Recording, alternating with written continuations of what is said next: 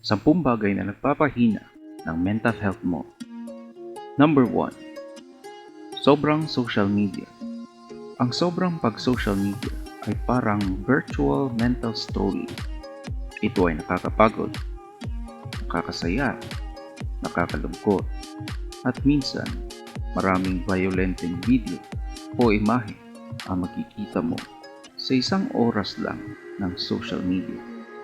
Kailangan mo din pagpahingahin ang iyong sistema para hindi ka naman mag-mental burnout. Number 2. Kulang sa tulog. Ang kulang sa tulog ay nakakapagpapataas ng high blood pressure at ikaw ay nagiging irritable. Number 3. Sobrang pag-iisip. Paralysis by analysis. Minsan wala ka nang natatapos o nagagawa sa sobrang pag-iisip at kung ano-ano ang mga naiisip mo sa loob ng iyong mundo. Number 4. Kawalan ng pag-asa.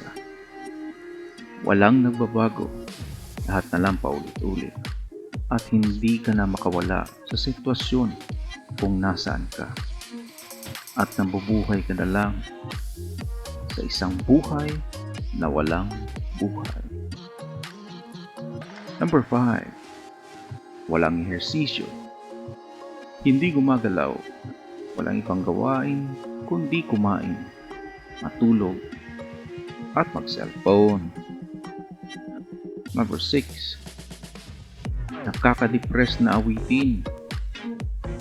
Pakikinig sa mga pamatay puso na awitin at lumilipad papunta sa mga alaala ng kahapon at paulit-ulit na binabalikan ang mga nawalang sandali.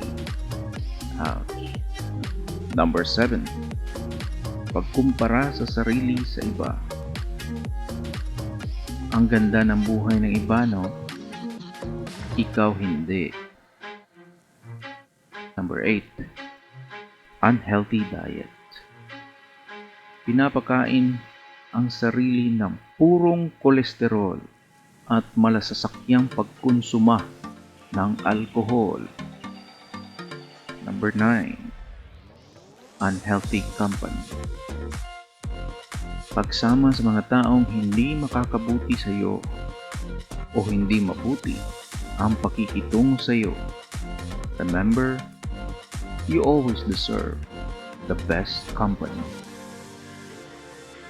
Number 10. Maling pakikitungo sa sarili. Ang katawan natin ay may sistemang umaayon kung paano natin siya ituring. Ito ay katulad ng placebo effect. Karamihan sa atin ay katawan lang ang kapital. Kaya tratuhin mabuti ang katawan na parang isang kaibigan na dapat ingatan para ang isip ay hindi mabuwang.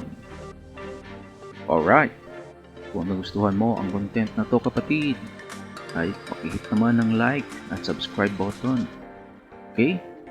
Thank you for watching and see you on the next video. Bye-bye!